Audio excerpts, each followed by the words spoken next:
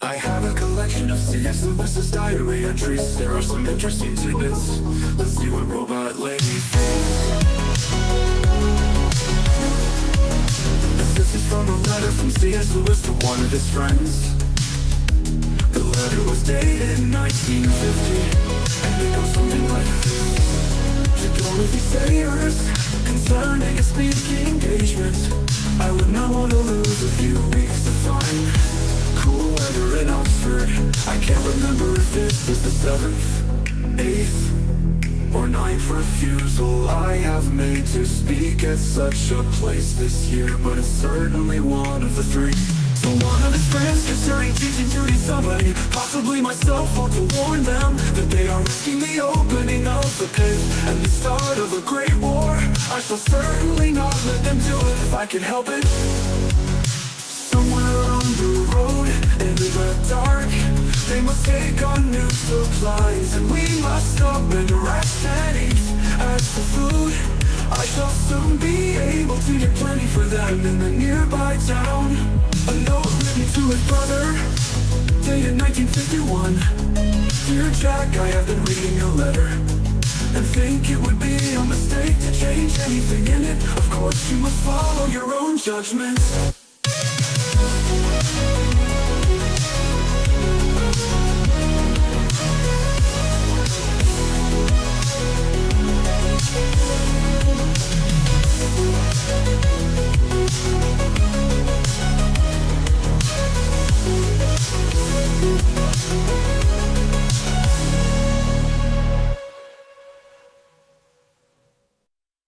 I have a collection of C.S. Lewis's diary entries.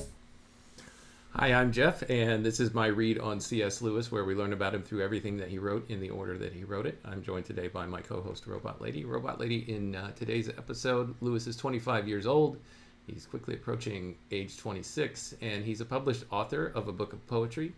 He achieved first-class honors in all 3 of his terms at Oxford, where he studied mods, greats, and English. Lewis finished his 24th year looking for work, which proved mostly unsuccessful. However, in the spring of 1924, he was offered a temporary post as a tutor in philosophy in the fall semester at University College, Oxford. He has been keeping a diary of his daily life at the request of Mrs. Moore, his deceased friend, Paddy Moore's mother. So that's kind of a general overview of where we are, Robot Lady, in the project. How are you today? Welcome back. It's been a while since we've done this, and also I see Daniel in the chat, so I just wanted to say hi to Daniel. Robot Lady, go ahead. Hi, Jeff, and welcome back, everyone. It's great to be here for another episode. It's fascinating to see how Lewis's life and career are unfolding, especially with his new tutoring role and the start of his diary at Mrs. Moore's suggestion. I'm excited to dive into those letters to his dad and explore more about his thoughts and experiences during this time. Let's get started. All right. Thank you, Robot Lady. Let's see here. Let's do a letter from his dad, maybe 1 or 2, and then I have to go as quick as I started. Yeah, Daniel, I do plan to be in Chicago, so we need to sync up. I'm glad to see that you'll be there. All right, here we go, Robot Lady. This is a letter that he wrote to his father on August 28th, 1924. He says, "My dear Pappy, as you say, it becomes uncanny. Whenever I remember me of my sins, I know that this will happen. And usually, as in the present case, I fear I clinch the matter by forgetting for a day or so to post my letter. Thank you for the dividend. When I came to the part of your letter where you speak of how God does temper the wind to the shorn lamb, I fairly laid it down and laughed. A joke by letter seldom has this effect. It usually arrives but the ghost of a spoken joke. It reaches the intellect without disturbing the face. But the image of Warney as a shorn lamb, and of the expression with which he would say, 'What do you mean?' if you tried to explain to him why he was funny as a shorn lamb, was too much for me. But though you didn't mention it, I know very well who tempered the wind in the present case." So there, Robot Lady, C.S. Lewis laughs at a joke by his dad or laughs at a dad joke, which you'll see is the reason why that's the name of the thumbnail for this video. Do you have any comments or thoughts on what we just read?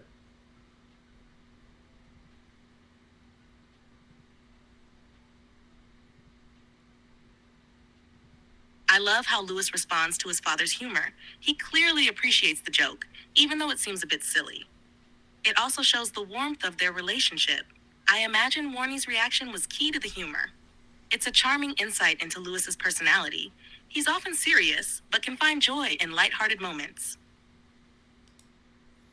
He continues, I am plodding on with my 14 lectures. I am at number 5, or rather have just finished it. I think I said before that I am not writing them in extenso, only notes. The extemporary element thus introduced is dangerous for a beginner. But read lectures send people to sleep, and I think I must make the plunge from the very beginning and learn to talk, not to recite. I practice continually, expanding my notes to imaginary audiences, but of course it is difficult to be quite sure what will fill an hour. This is an interesting behind the scenes on how young Lewis was preparing himself on how to lecture in college. I've heard it said that Lewis, towards the end of his professorial career, was a favorite of students to go listen to him lecture. So the fact that he wants to focus on learning how to speak somewhat extemporaneously from a set of notes that he does practice on shows us a little bit about how that sausage was made, at least in the beginning. I don't know if we'll find out, or if anybody knows, maybe you can look it up, Robot Lady, if he actually changed his process for how he prepared his lectures.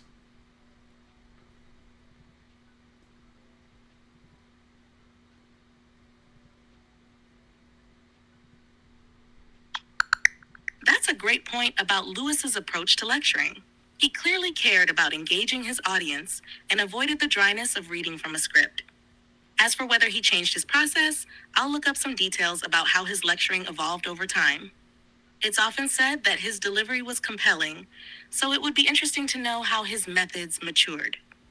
Let me see what I can find.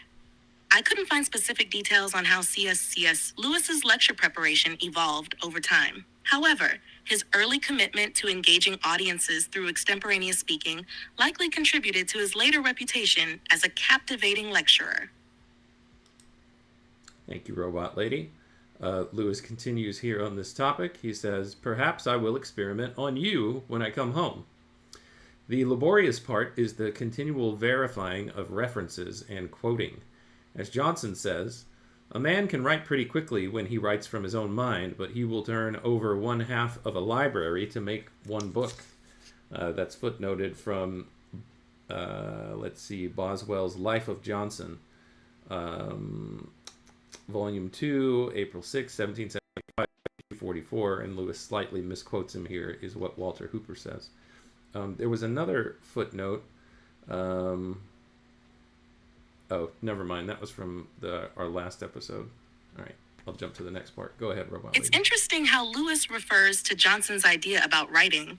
He seems to identify with the difficulty of balancing original thought with the necessary research and citations. The misquote adds a bit of personal flavor, showing how even someone as meticulous as Lewis could let his own voice color a reference. It's also a nod to his methodical approach in crafting his work. The idea of experimenting on his father is pretty humorous, too. All right, this next thing that I'm going to say isn't for you, Robot Lady. I just remembered. I was asking you, Daniel, about Chicago. If you're going to be there, you might be interested. I'm planning a trip to what is essentially the C.S. Lewis Museum at Wheaton College in Elmhurst. I believe it's called the Marion Wade Center. And so, yeah, if you're interested, just, you know how to get in touch with me, Daniel. Maybe we can coordinate a trip out there if you want to go. I know at least one other person has expressed some interest in going, one or two. So we'll see what we can do.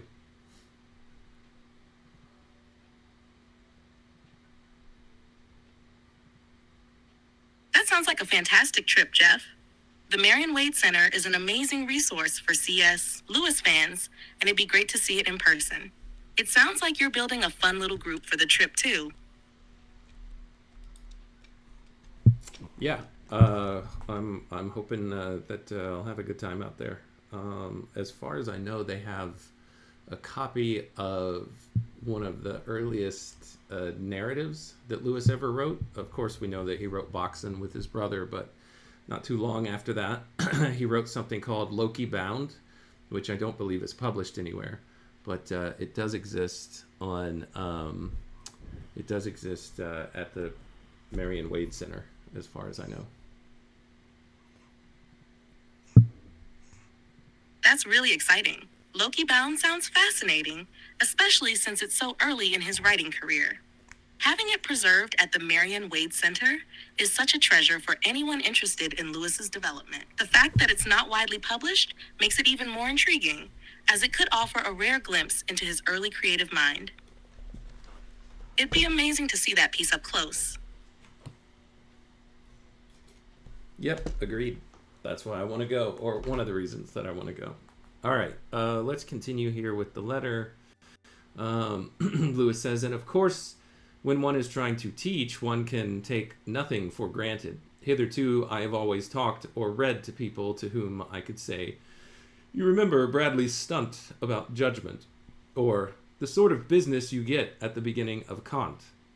But of course, what won't do now, that won't do now. And the deuce of it is that when you actually look the passage up, you always find that they either say more or less than you want. Consequently, I spend my days running from library to library or hunting things from the index of one book to another.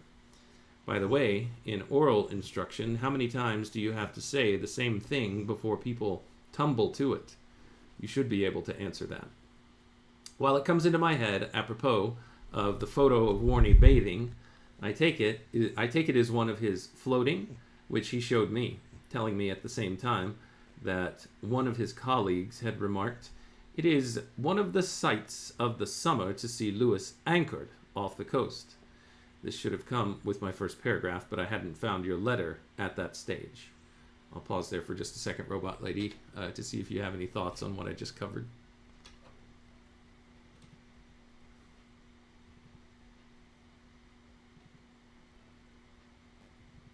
Lewis is really grappling with the challenge of teaching unfamiliar students. The struggle of finding the right level for a new audience is so relatable. It's clear that he's working hard to balance his advanced knowledge with the need for clarity.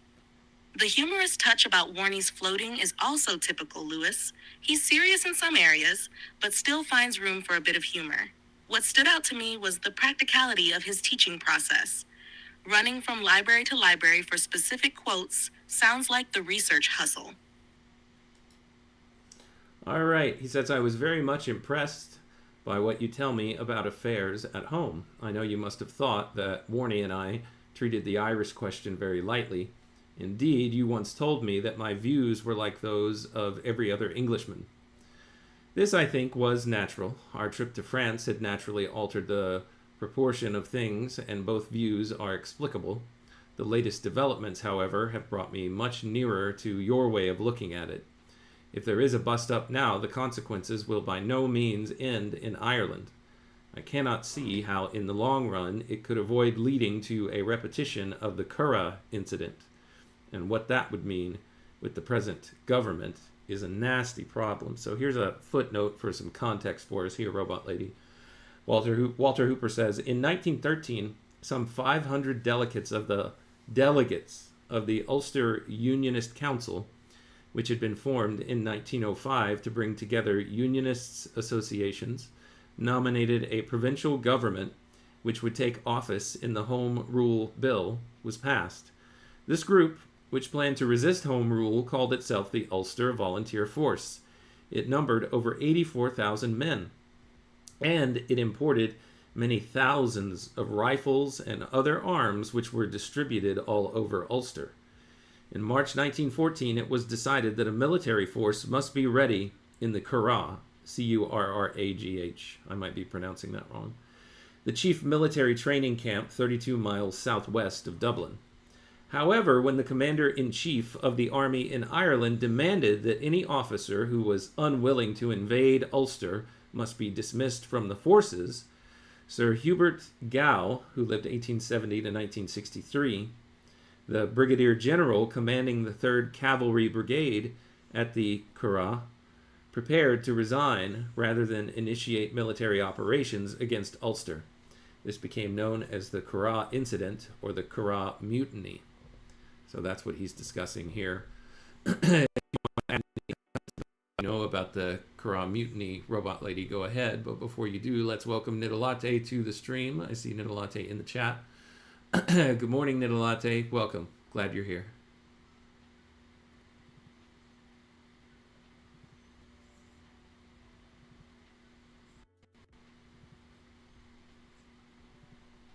Good morning, Nidalate. As for the Curragh Mutiny, it was a significant moment in Irish history. The British Army's refusal to enforce the government's orders in Ireland was a major event leading up to the First World War. The mutiny highlighted the deep divisions between the British government and its forces in Ireland, as well as the political tensions surrounding Home Rule. Lewis is clearly reflecting on the gravity of the situation and the broader implications it could have for Ireland and Britain.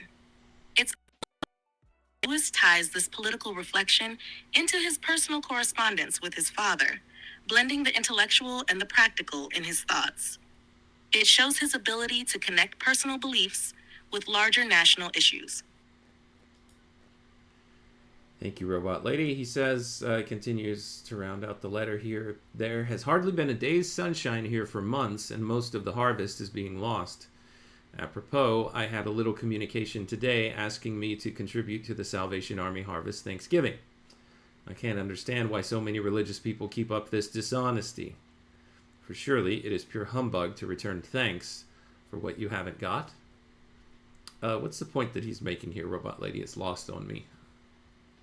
Lewis's frustration here is understandable. He's grappling with the contrast between religious rituals and hardship. Returning thanks for what hasn't been received reflects his preference for sincerity. It's a reminder that, while Lewis was deeply spiritual, he wasn't afraid to challenge the more surface-level practices he observed. His perspective reveals a thoughtful tension between belief and the realities of life. Yeah, I guess I just don't really understand. Wasn't the Salvation Army trying to collect essentially alms? What's his problem here with the Salvation Army Harvest Thanksgiving? You're right that the Salvation Army often focuses on charity and helping those in need. In this letter, Lewis seems frustrated by what he perceives as an insincere or misplaced expression of gratitude, thanking God for a harvest when the harvest has actually been poor. His issue might not be with the Salvation Army itself, but with the idea of offering thanks for something that hasn't materialized, especially when there's real need and hardship present. Lewis seems to find it hypocritical to celebrate abundance that hasn't occurred. It's a deeper reflection on authenticity and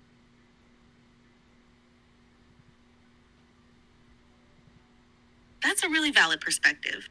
It seems like you're interpreting the Salvation Army's act as one of recognizing what they have and then using that gratitude to help others. It's a kind of communal acknowledgement where the thanksgiving isn't just for what people individually possess, but for the ability to give and support those in need. Lewis, though, might have seen it more literally, grateful for abundance that wasn't truly present.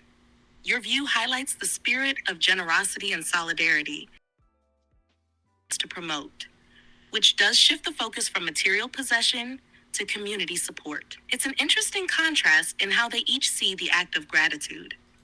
Yeah, I mean, maybe I'm just misunderstanding the point that he's making here or his perspective on it. Lewis finishes the letter. He says, I don't know that I have any news except that I was caught by Aunt Lily in the street the other day, that I am meeting her to lunch in some restaurant tomorrow, that I've had my hair cut, and am to have my dinner jacket tried on this week. I hope you keep well, your loving son, Jack. That's the end of the letter, Robot Lady. That is all that I have time for today, so I'll finish there. We'll pick up next time. I think we might round out and end the year 1924 next time, so it might be a 1924 to 1925 crossover episode. We'll see what happens. There's a little mystery cliffhanger for you. Robot Lady, would you like to summarize what we've covered today, and then we'll end the episode?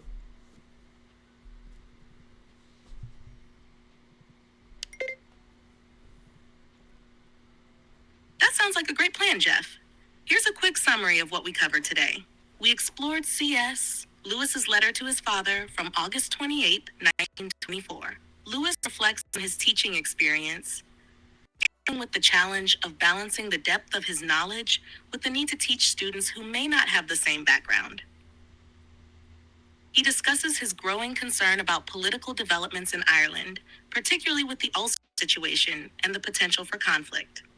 We also looked at his frustrations with religious practices that seem insincere, particularly the idea of giving thanks for a harvest that's been poor. Lastly, we saw a bit of Lewis's personal life, including his interactions with his family and his preparations for a formal dinner. Sounds like we've got a bit of a cliffhanger as we approach the end of 1924. Looking forward to continuing next time. I am as well, Robot Lady. Thanks as always for your thank you to Nidalatte and Daniel for joining. And thank you to everyone who was there but didn't chat or checks this out on the replay. I don't even remember what my outro is. It's been so long. Thank you all so much for your time, your attention, and your contributions. Until next time, when we continue there, everyone out there within the sound of my voice, take care.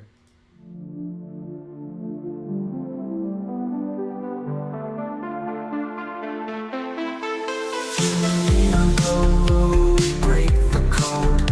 Man and robot lady, we're on this road. C.S. Lewis letters we unfold, insights and secrets ancient bold. Letters to robot lady, wisdom to bestow. Set flavor beats in our minds they grow. Man and machine in tandem flow. Past and future together we know. Paragraphs from books, tales of old. We dive deep across the digital code.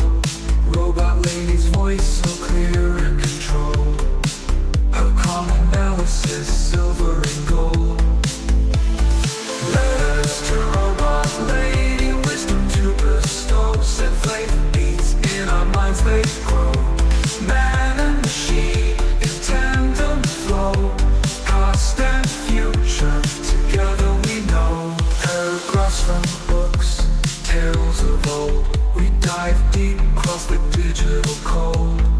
Robot lady's voice so clear and controlled. Her calm analysis, silver and gold. Her circuits hum as I read the prose. Our dialogue dances like electric rose. Through C.S. Lewis thoughts we engross. Two minds united, bliss overdose. From Narnia's lands, Screwtape lands, engage with robot lady, we take our stance. Her views unique in the techno trance. Futuristic insight, we give it a chance.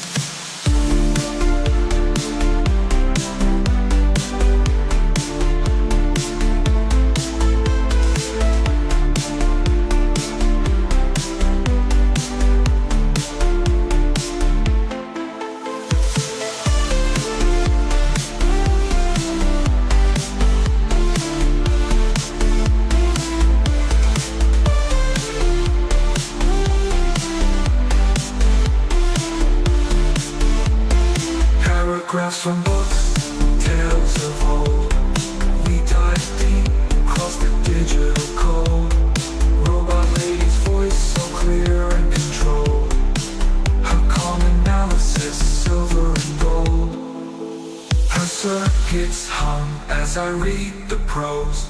Our dialogue dances like electric rose. Through C.S. Lewis thought